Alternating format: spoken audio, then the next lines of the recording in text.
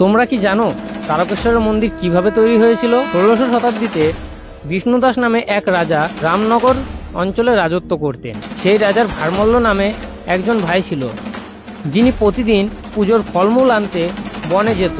একদিন তিনি বনে গিয়ে এক আশ্চর্য ঘটনার সম্মুখীন হন। তিনি দেখতে পান একটি কালো শিলার উপর রাজবাড়ির গরুরা এসে দাঁড়ালেই তাদের বাড় থেকে একাই দুধ ঝরে পড়ছে শিলার ওপর। এই দেখে ভারমল্ল তার দাদাকে সম্পূর্ণ ঘটনা খুলে বলে।